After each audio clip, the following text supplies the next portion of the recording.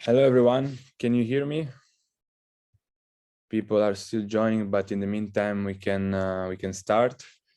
Let me introduce shortly myself and the project. So I'm Luigi Briatore, project officer of garagErasmus, and today we start the third edition of the Learning Garage, a project that we organized together with the Italian National Agency of Erasmus in Dire.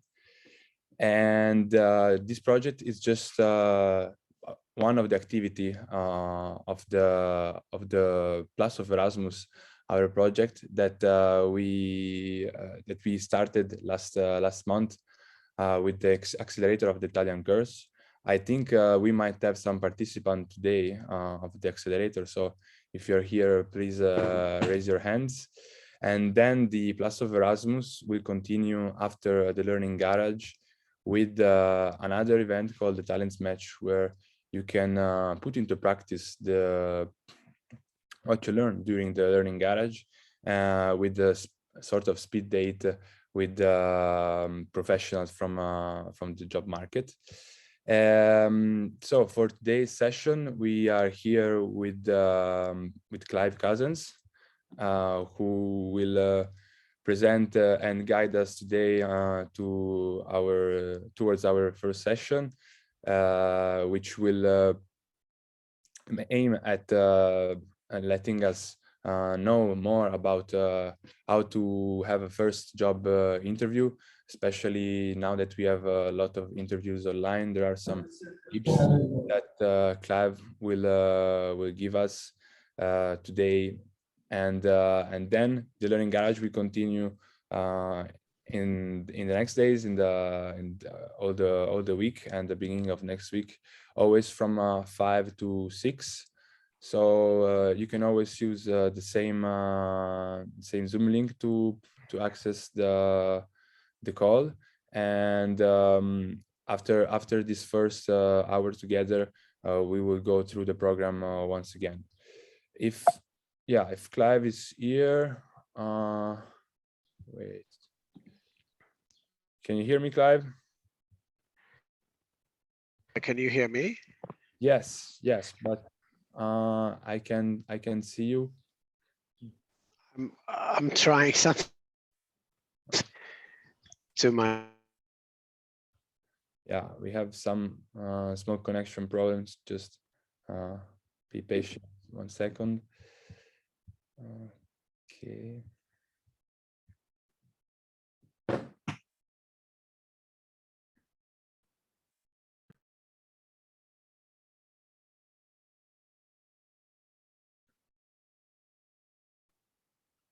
Are you here, Clive? You can hear us? Yes, but we can't hear you.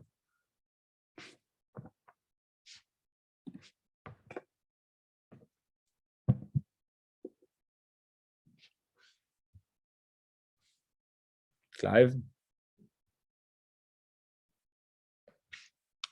Okay, I think it's gonna try to access again. So sorry for the delay, but let's start in a couple of minutes as soon as Clive is ready. I would just turn off my camera a few seconds to organize and manage to put the call back. Wait a second.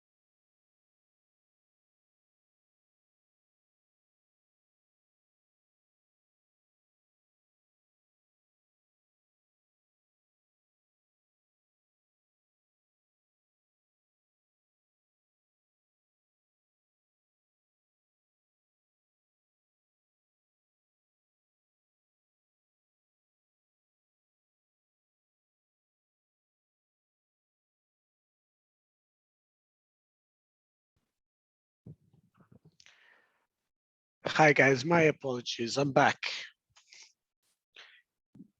Can you Um, hear me? yes, we can hear you. Right. Really, I have no idea what happened. Don't There's worry, don't technology worry. for you. But I will get started right away. So just bear with me for one moment so I can start the slideshow and perhaps close the window. Right. So welcome everybody.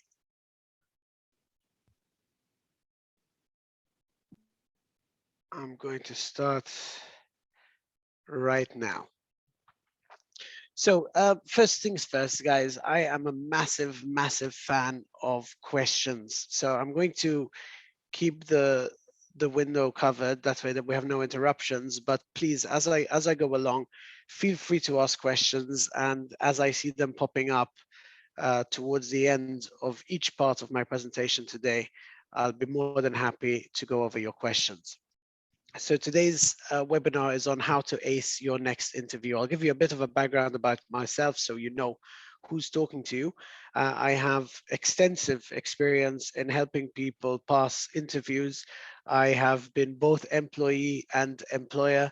I worked as a diplomat for my government in Brussels with the European Union for 3 years. Where I was involved in staffing issues. So one of my roles there was to help national diplomats get jobs with the European External Action Service, as well as to help uh, individuals, Maltese citizens.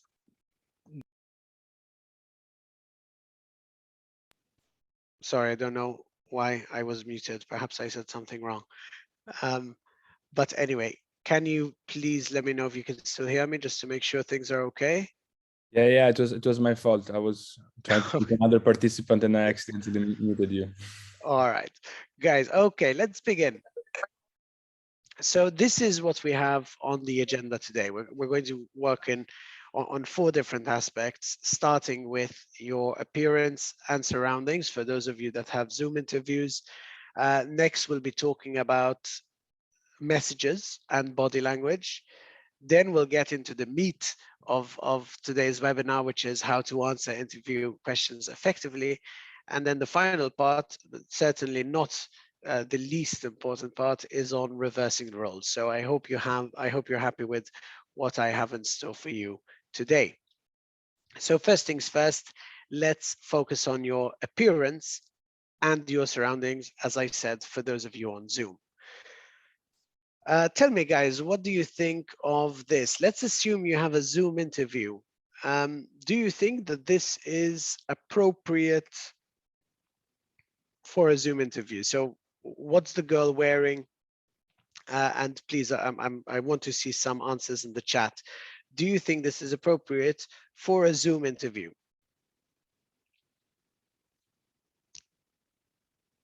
Yes, no, maybe, comments. Please drop them in the chat. I like to keep my sessions interactive. What's the girl wearing?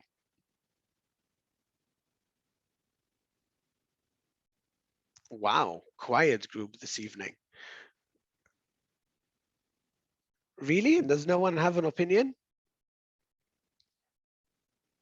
It's not true at all. What do you mean by that, Alberto? It's not true at all.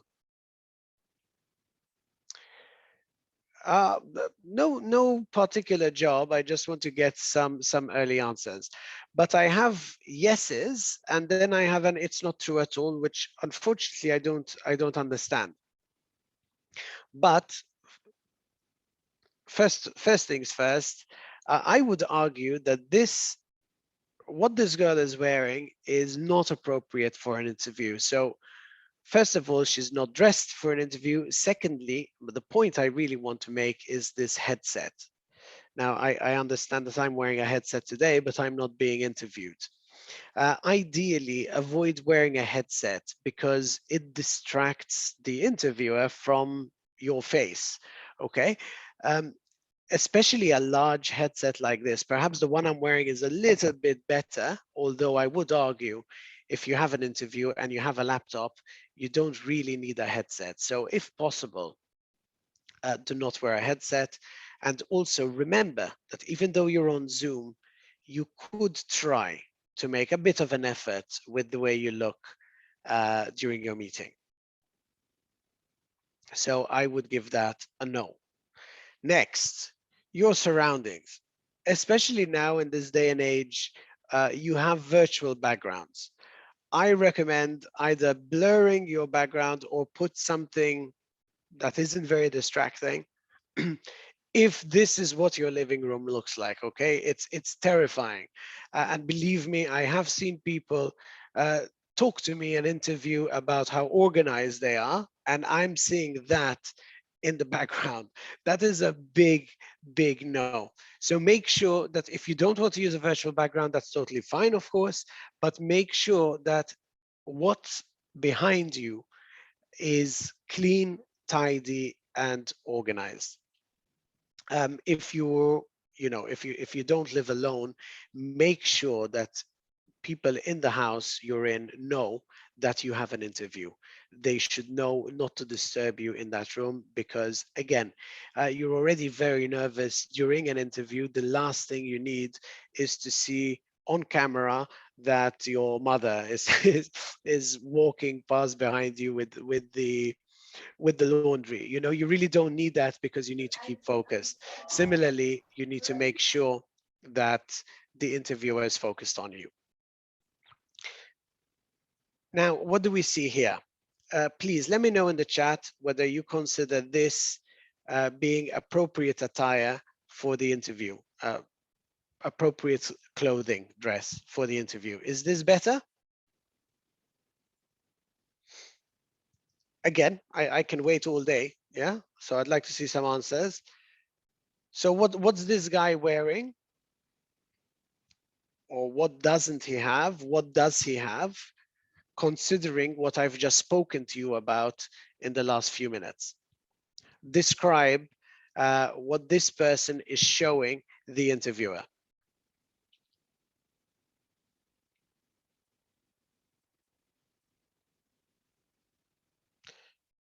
It depends on the type of the job. I agree with you completely, Viviana. It does depend on the type of the job. If you're applying for a corporate job, try to make an effort to wear the same sort of thing you see on their website. If it's a startup where people are casual, at the very least, I would recommend wearing a shirt.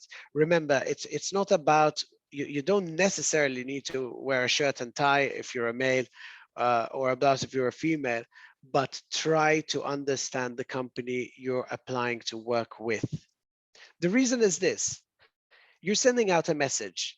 You're sending out a message that you care. And what's the harm in putting on a shirt? Perhaps you don't wear a tie, just wear a shirt, but what's the harm in that? Think about it. Do you think you would look better than someone wearing a t-shirt? That's the question. Of course, the most important argument I'm trying to make it here is you need to look clean, you need to look smart, you need to look like you care. This is an interview. You might not have to wear a shirt and tie or a suit when you actually work there, but this is your interview. This is your opportunity to make a good impression. Finally, for those of you doing in-person interviews, naturally, everything I said about appearance matters, okay? But it's also now about your entrance. So for those of you in an in-person interview, please, I hope you're taking notes, because I don't share my slides, so make sure you're taking notes. But if you've been invited to an in-person interview, make sure you walk into the room, maintain eye contact, smile, look confident, okay? One tip I can give you is to work on your posture. And if you want to appear confident, you might be nervous, you might be completely nervous, but at least to maintain the appearance of someone who's confident, one tip I can give you is to stand against a wall. And of course, this is practice. Yeah, you're not going to do it at the interview, but one tip I can give you is to stand against the wall, keep the back of your feet to the wall, keep your bum to the wall, keep your shoulders to the wall, and keep the back of your head to the wall. These are the 4 points: back of the head, shoulders, your bum, and the back of your feet. And then walk away from that wall and keep the same posture. This is posture of confidence. You want to appear confident, not overconfident. You just want to appear confident. You want, and of course, looking confident will help you to feel confident. Once you meet your interviewers, please ensure that you shake hands, assuming it's allowed, of course, because of the pandemic. So if they offer their hand, make sure you shake their hand. When you shake their hand, it's very important to master your handshake. This is known as the web of your hand. When you shake hands with someone, you should have what we call a web to web handshake. So go in, give them your whole hand, hold it, and give them a handshake. The worst thing you could do in an interview when you meet anyone is to not give a proper handshake, or to simply hold their fingers and move it slightly that way. It looks like you're disgusted to touch them. So please ensure you give them a web-to-web handshake, walk in confidently, and now most importantly, let them ask you to sit down. Do not simply walk into the room, shake their hands and sit down. Let them ask you to sit down, and then, of course, sit down. Now, let's move on to the second part of today's webinar. What makes up a message? So I've put some numbers over here: 55%, 38%, and 7%. Together, those make up 100% of the message. My question to you is, what makes up 55% of the message? Let's start with the 55%. Can I have some ideas in the chat, please? So with body language, correct, Forban, that is 100% correct. It is body language. So this is very interesting, guys, what we're about to go through now, because I'm telling you right now that more than half of the message is given through body language. So remember this point. What's the other 38%?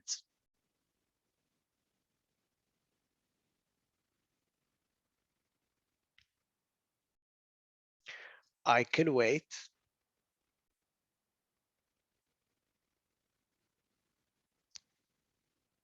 Skills. Nice try, but no, remember we're talking about a message here.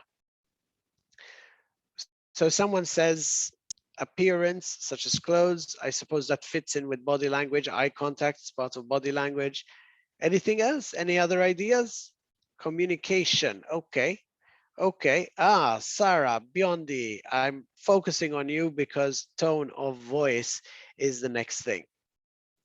You can be as knowledgeable as you want about the subject.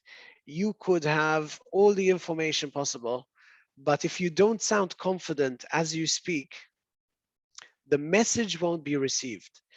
Tone of voice is extremely, extremely important. You could say, oh yes, I worked at this company and it was so exciting. Does that make me believable? How about, oh yeah, and when I worked at this company, yeah, it was so exciting. I've just said the same thing, but my tone of voice was completely different. So it is very important, if you're talking about something exciting, sound excited. If you're talking about a positive experience, you have to sound positive, because only 7% of the message is what you're saying, the words. And this is crazy. If you look at this slide, this is crazy. Only 7% of the message is the content. 38% is how you say it. And then 50% is the body language that you use when you're saying it. So please take note of this, because it will be incredibly important to you to understand where the majority of the message is delivered. By body language, of course, I'm also talking about facial expressions, not just your hands, not just the way you're sitting. All right, so let's talk more about body language. It is very important to understand body language. Now, I don't want to scare you, okay? Not every interviewer is skilled in reading people, but never underestimate the power of the subconscious. When we see these things that I'm showing you on the slide, subconsciously, our brain receives the message. So we don't like people crossing their legs. We don't like people with hands in their pockets. We don't like people folding their hands, their arms rather. So it is very important to focus on your body language. And let me start by giving you a few tips. Lean forward. Whether you're doing this on Zoom or you're doing this in person, as you're being interviewed, don't relax too much. Too much. It's good to be relaxed, but don't relax too much. Don't become part of the chair. Lean forward, because when you lean forward, this shows that you're interested in the person you're talking to. Your hands should be visible. Again, whether you're on Zoom or you're in person, your hands should always be visible. Why? Because 55% of the message is body language. And if you're on Zoom, your hands should especially be visible because the interviewer can only see your face and your hands. So your body language, your ability to communicate with body language is already limited because you only have your face and your hands. In an in-person interview, of course, you have more body language, meaning you need to be more aware of your whole body. So again, I wouldn't recommend uh, folding your legs, putting one leg on the other. Keep your hands visible because you're going to use them. Use gestures, okay? So when you talk about a big project, make sure you're talking about a big project. Say you've studied something. I mean, I'm not suggesting that all of you suddenly become Italian, but use gestures because they are useful. They help to convey the message. And of course, make eye contact. Now, for the Zoom interviews, it's impossible to make eye contact because most of the time you're focused on the screen, looking at the interviewer rather than at the camera. Notice now I'm looking directly at you, but I can't see the person I'm talking to. That way I can see the person I'm talking to, but I'm not giving them eye contact. So with Zoom, this is less important, but in-person interviews, this is extremely important. One question I get asked a lot is, what if I have several interviewers? And this is possible. You might have an interview with 2 or 3 people. In this case, my recommendation is this. You should make eye contact with every interviewer in the room. Most importantly, you should make eye contact with the person asking the question. But as you're answering the question, don't forget to look at the other 2 interviewers. Let's imagine there are 3, okay? Don't forget to look at the other interviewers because you want them to feel part of this. Eventually, it's 3 interviewers that will decide on your application. So don't make them feel like they're not part of it, even if they don't ask any questions. Okay, so when one interviewer asks the question, make sure you're looking at them as they're asking you the question.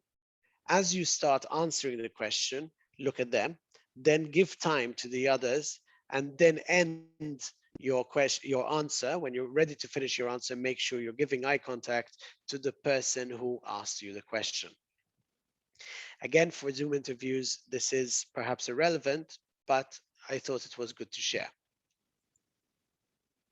Now, we get to the questions. When an interviewer wants to break the ice to start the interview, they might ask you this question. Tell me something about yourself.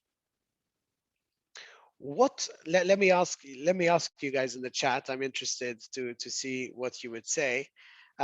So please don't write an essay now, but what would you talk about when an interviewer asks you to tell him something about yourself? What topics do you think might be interesting to talk about at this point? So to be clear, the interview has just started, you've just been asked to sit down, and they want to make you feel comfortable. They want to break the ice. That's the expression in English. So tell me something about yourself. Where you come from? Yes, Angela. Anything else? Studies. Simon, we'll come back to that. Experience. They might be interested to hear about my personality traits or interests. Again, Sarah, yes, this might be more interesting than experience or studies. And I'll explain, of course. First of all, don't repeat what's on your CV. So understand, guys, you've been called to an interview because someone picked your CV out of potentially hundreds. So they already know where you're from, your experience, your education. So if they ask you to tell them about yourself, you don't need to bring up the CV. Perhaps talk about you as a person. Don't give them your life story. They don't care where you're from and how you've come here. They want to know you. And this comes with a little asterisk at the end, okay? This is something, of course, please take note of this. And let's talk about the last one. Focus on what you like. Now, this is not as easy as it seems. Let's imagine, in fact, let me ask you guys, are any of you at the moment actively applying for jobs? And if so, what type of jobs are you applying for? Can we have some answers in the chat? That way I can make it a bit more related to you. Mechanical engineer. Anything else? Anyone else?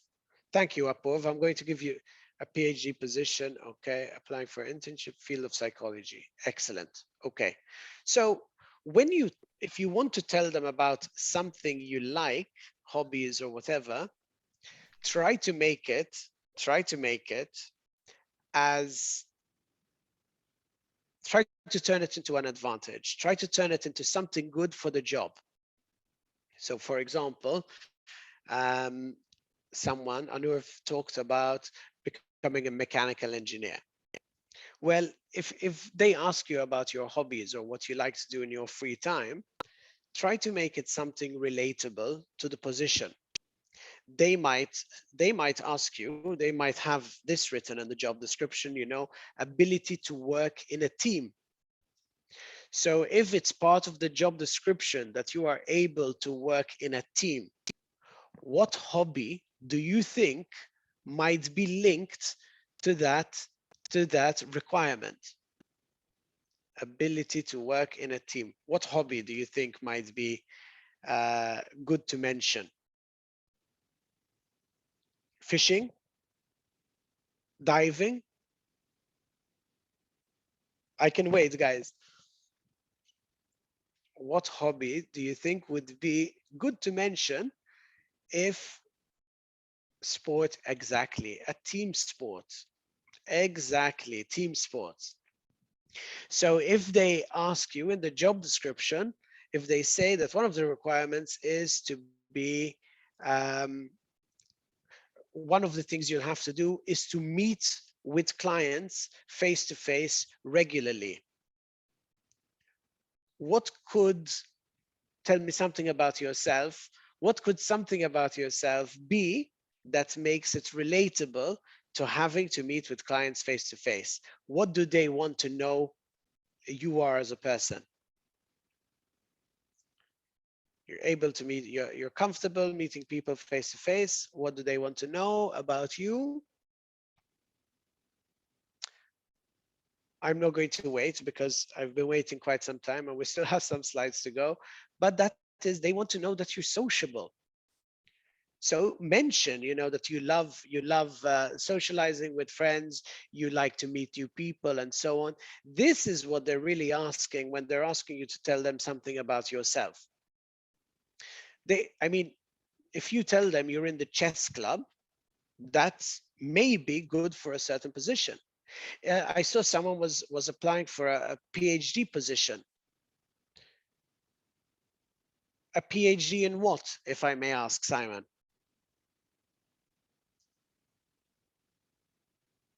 Biology.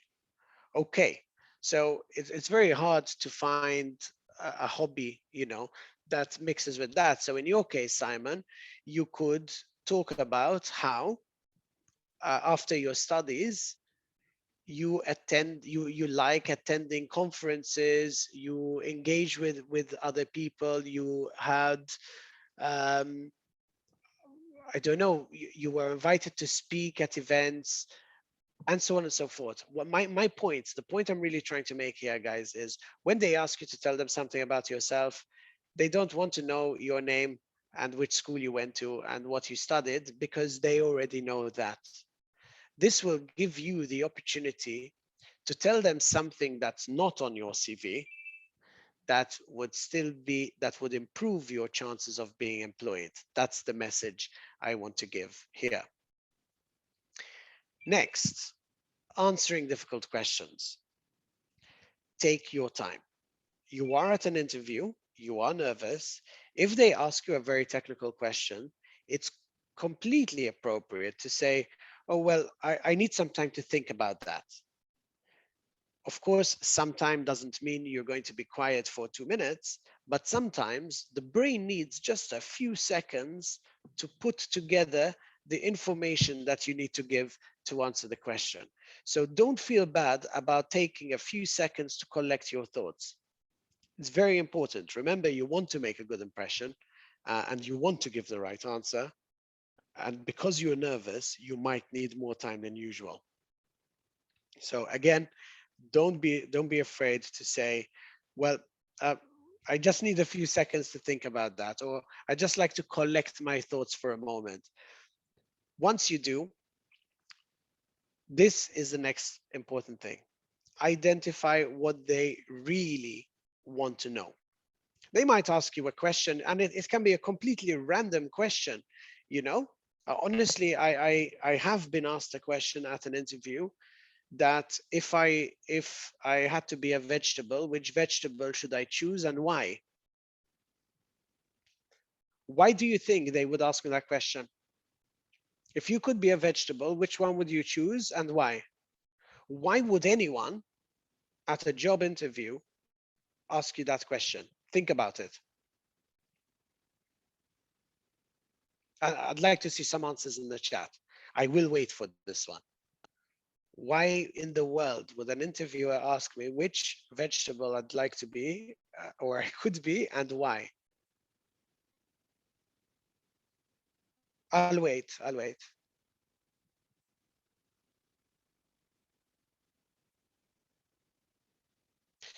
To guess the personality, maybe. Any other ideas?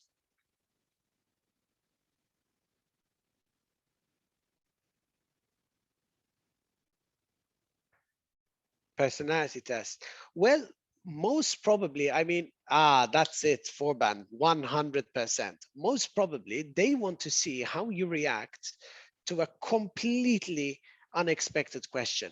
You know, many people can prepare for interviews, but how the hell can you prepare for that? So they wanted to test my ability to think quickly and definitely to answer a question that I would never have imagined being asked. So this is important. Identify what they really want to know. If they ask you about your last job, um, what do they want to know? Where you worked, what you did, how you did your tasks, whether you were supervised, etc. Really try to identify what they want to know. Most importantly, avoid negativity, especially if they ask you about previous employment.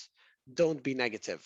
You might get asked the question, why are you applying for this job? I see that you worked here and you left. Why are you applying here? Never, ever say anything bad about your previous place of employment. First of all, it doesn't look good. People like positivity.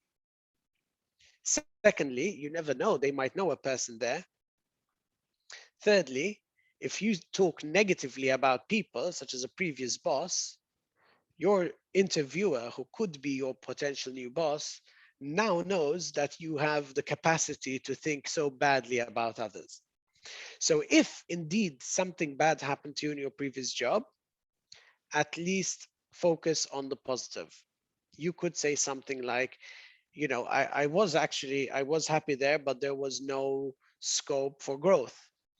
Or it was an internship. I really enjoyed it, but there was no opportunity uh, for proper employment.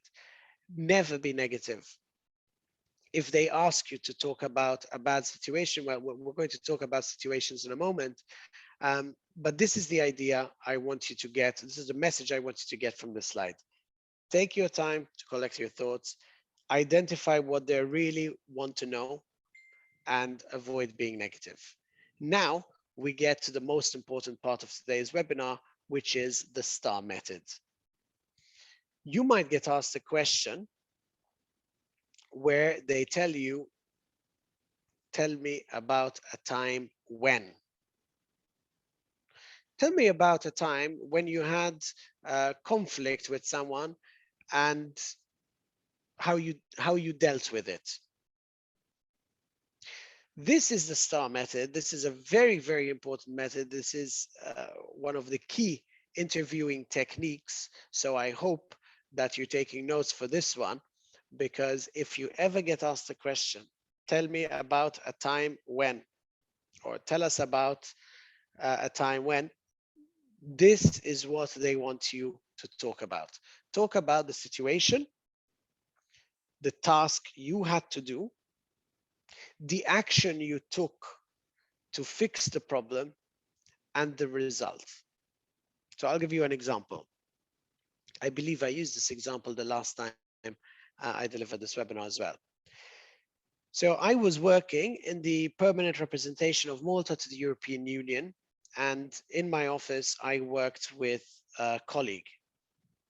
It was our job to negotiate on behalf of the country at the Council of the European Union and uh, write reports on the negotiations. My colleague once gave me his report to do. Now, it wasn't my job to do it, but because he was my superior, he was higher than me in rank, he asked me to do his report for him. In order to do the report for him, I had to go to the meeting instead of him. Now, this, of course, conflicted with my work. It increased the workload on myself. So I did it at the time because it was important that somebody from the embassy represented the country at that meeting.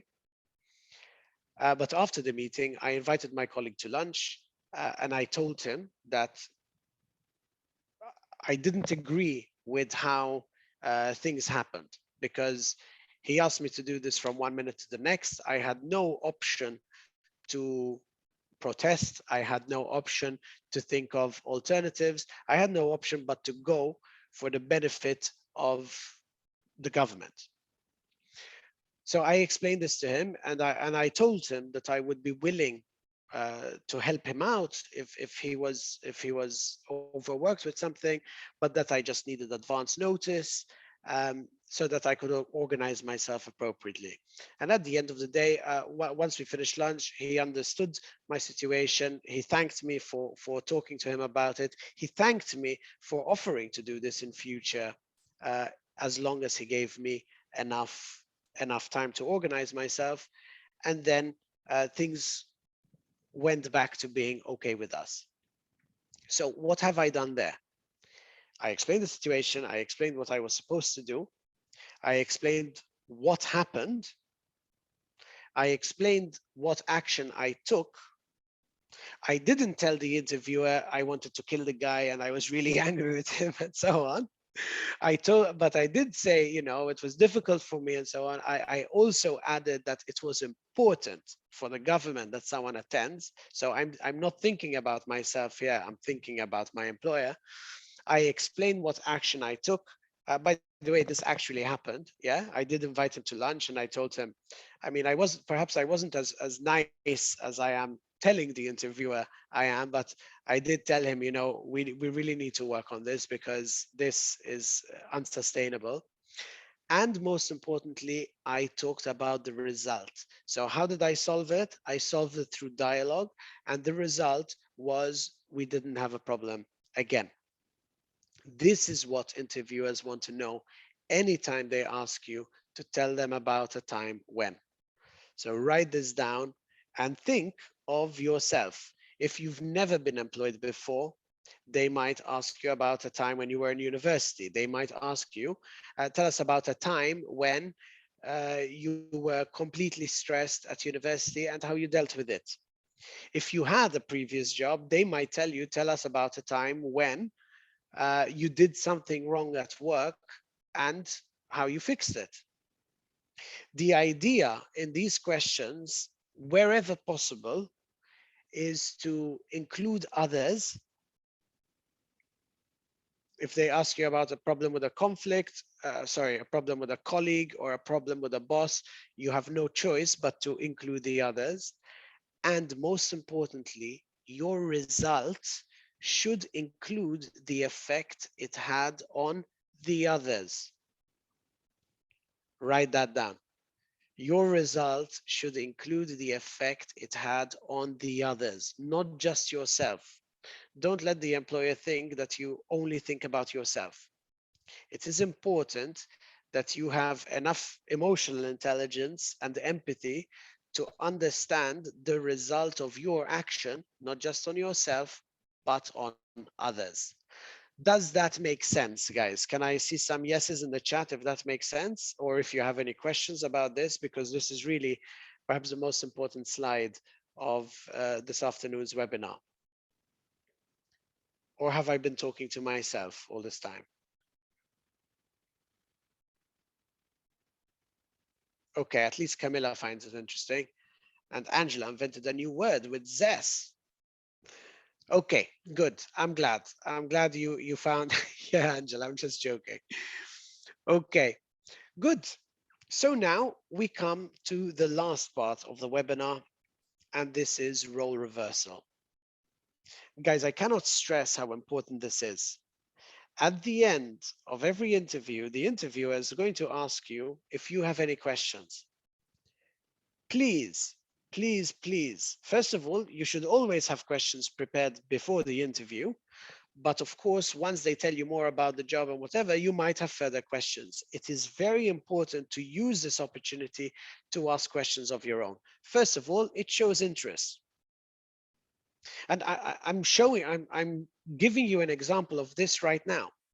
I ask you questions and I want answers. Why do I do it? Well, first of all, I want to see if you're interested. Secondly, I want to see if you're following. So if they tell you a lot about the company and they're asking you questions, you're giving answers, and now they give you the opportunity to ask questions and you have nothing, you don't want to know anything about the company. Now that you have the opportunity to speak to someone from the company, that's not a good sign. That means you're really not interested. Asking questions will give you a clearer picture of what you're expected to do. It might give you a clear picture of how the company operates. Do you have to go to the office every day? Or do they have a hybrid option to work from home? How flexible, if the job description says flexible working hours, how flexible are they? Are there parts of the day where you have to be online if it's a remote job, or you have to be at the office? Are you expected to work weekends? Do you get paid overtime if it's beyond 40 hours a week? It is important to ask these questions because you don't want to have any doubts. Ask questions about the company culture. Ask questions about, for example, one of my favorite questions to ask when I am being interviewed is, could you tell me what a typical day at the office will be like? Now, most of the time, an employer will tell you, oh, they're all different. But yeah, let's take Monday, you know? I've started my first day at the office. I've showed up at 8 o'clock or 9 o'clock, whatever time you start. What would happen uh, on my first day at work? And let them talk to you about it. They might tell you, well, we'll show you to your desk. A colleague of yours will give you some orientation, and that's it. Other companies might tell you, well, in the first week, you'll have a lot of training. But you need to ask these questions. It shows that you're genuinely interested in the job, and it shows that you're curious to know what will happen. Subconsciously, it also plants the seed in the interviewer's mind that you might be a real candidate to work there. If you start, well, when you start on your first day, we'll do this, we'll do that, you're now building the image in the interviewer's head of him or her showing you around and helping you with the next steps. So do not underestimate this opportunity to ask questions, because it will help. Right, guys, that's it from me. I'm not leaving yet, because I would be more than happy now to take your questions. Feel free to connect with me, ideally on LinkedIn. My Instagram was there from a from a previous session, but ideally connect with me on LinkedIn. That is my professional, let's say, social media. Please don't send me Facebook requests. Unfortunately, I won't answer any of those, but I would be more than happy to connect on LinkedIn. At this point, guys, I'd like to ask you if you have any questions, because I am here to take them. So I see one from Sarah. Are some questions we should avoid to? Are there any questions we should avoid asking? Good question, Sarah, and yes, there are. Um, at the first interview, it's not wise to talk about salary expectations.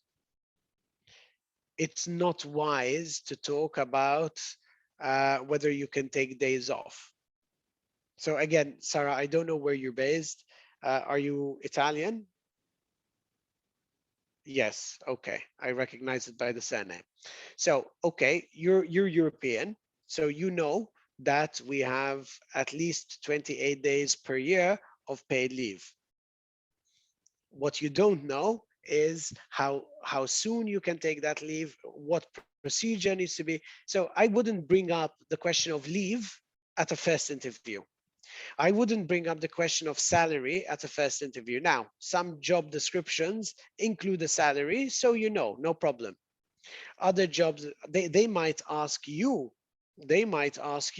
what your salary expectations are. I hate this question.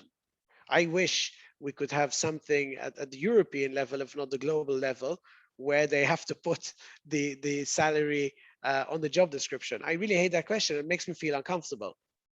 So when an employer asks me that question, what are your salary expectations? Well, I reply with another question.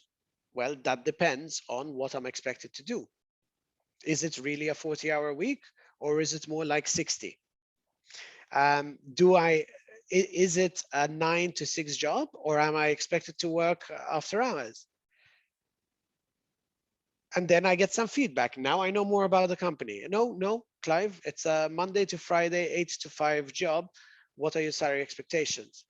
Right. So I have nothing to worry about when it comes to working weekends or working after working hours. In that case, okay, then I expect this. If they tell me that I need to be flexible, then I tell them they need to be flexible. If they tell me there is no overtime rate, whatever salary expectations you give us, this would be your salary, even if you have to work longer hours, then I might raise my expectations, and I'll tell them, this would depend on how often this happens. Or you could even say, well, could you tell me a bit more about? Could you give me more detail about the job? What am I expected to do? So that's one thing. But otherwise, usually you don't discuss salary at the first interview. Okay, in most cases, at least in my experience, the salary expectations are discussed at the second or the third interview, depending on how many interviews you go through. Other things. Let's think about how do I answer the question? Tell me 3 weaknesses and 3 positive things about you. Camilla, I love that question, and thank you for asking it. I suppose the 3 positive things you don't really need my help with, right? Ideally, make them job related. Okay, if they want an effective communicator, talk up your social skills. If they want someone organized, talk about your organizational skills. The weaknesses are a horrible question, but yes, you can get asked that. Ideally, first of all, please, whatever advice you've been given in the past about this, don't ever say, if asked, what one of your weaknesses is, don't ever say you're a perfectionist. Okay, because that is so 1980s. That was put in a book, turn a negative into a positive. That's so 1980s that every interviewer knows the answer to that question. If someone says I'm a perfectionist, they'll just roll their eyes because they know you're lying. So if you do have to talk about a weakness, one, either make it non-work related. Non-work related. Let's say somebody earlier said that he's applying for a job as a mechanical engineer. Chances are that outside of the language of the company and English, they don't really need to know many other languages, many foreign languages. So you could say, well, one of my weaknesses is I'm not very good at foreign languages. I do okay with English, but I didn't really have any luck with other languages. If your job is, let's say, again, mechanical engineer, I could say, for example, one of my weaknesses is I don't like inefficient things. Again, this would work well for a mechanical engineer because engineers are constantly trying to streamline things. So that's the idea. The idea is either make it non-work related by saying, for example, I snore. you know, how is that going to affect your work? But that's a weakness. You can make a joke out of it. Yeah, my girlfriend complains that I snore. That's one of my weaknesses. Or you could say one of my weaknesses is I can't help it if I see an animal in distress. I need to go and help it. First of all, that makes you a caring person. Secondly, it's completely unrelated to the job. So try to focus on weaknesses that are unrelated to the job or that could in any way seem positive. For example, one thing I say, and I have said this in the past, I say I'm impatient with people who don't um, do things well. Now this is bad, right? But then I add, but it's something that I'm aware of and I'm working on it. So if they need you to show empathy or have high emotional intelligence, that's a terrible answer to give. Okay, I'm impatient with people who don't do things well, especially if they're asking you to work in a team or to lead a team. So you need to determine, and that's a very good question. I would, if I were you, before going to an interview, prepare for a question like this with 3 weaknesses and 3 positives about yourself. So you don't have to spend too much time thinking about it. So you don't need to invent on the spot. Naturally, as always, guys, I would strongly encourage you to be honest as much as possible. It might not be possible to be honest all the time, but you want to ace that interview, you want to get the job. If you tell them that you can't stand it when people work slowly, and your job is to work with new interns who don't know anything and who will be slow, that's a terrible bad quality to talk about. Let's see, would a counter statement more than an answer work? Let's say we've been asked what you are asked and we answered I prefer fruits to veggies. Would that be appropriate or maybe counterproductive in your opinion? Viviana, I really don't think that would be inappropriate, but what message does it give? They asked you a question and you couldn't answer it. They asked vegetable, not fruit. I suppose this would really, Viviana, I don't want to give you, a black and white answer, because it would really depend on the chemistry you have with the interviewer. It is important to have chemistry with the interviewer. And, there's nothing you can do about it. You are half of the relationship at this time. So it will work or it won't work. Could you please answer again about salary expectation question? Okay. Yeah. Well, when it comes to salary expectations, one recommendation I have is to Google it. Okay. So let's see. I'll see if I can do it right here. Here, let's try this.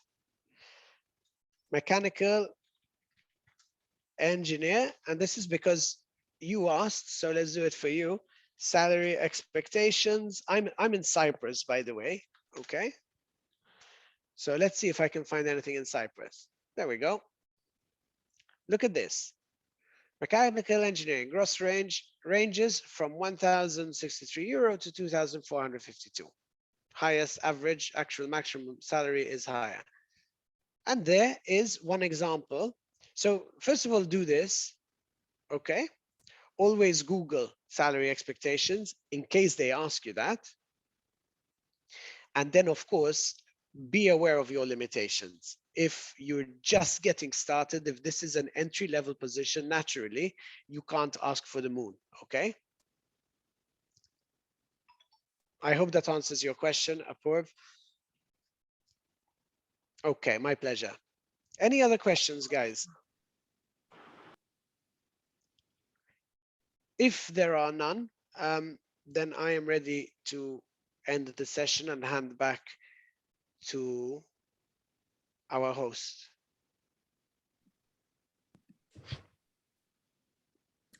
Okay, here I am. Thanks a lot, Clive. I think it was very interesting. Yeah, I don't see any other question, but yeah, it was nice to see that that our participants engaged at the end and they were interested in asking question. I think sooner or later we'll all have to go through interviews, so I mean it was really useful also for me. Thank you again, and hope to see you next time. For all the others, the Learning Garage continues tomorrow, and we're gonna be here with Kargreg, which by the way is also a friend of Clive, and he's gonna talk about emotional intelligence in the workplace, which is something Clive also talked shortly a bit today. So that's really important, I think, in to master when you start working. And if you're also interested, we'll have another session on Friday at 5, focused on how to write a CV. And then on next Monday, again, on how to use LinkedIn and where to find a job. And finally, on Tuesday, we will conclude on how to build your own company. So I hope some of these topics attract you, and hope to see you tomorrow. Thanks for participating, and ciao to everyone. Ciao, Clive.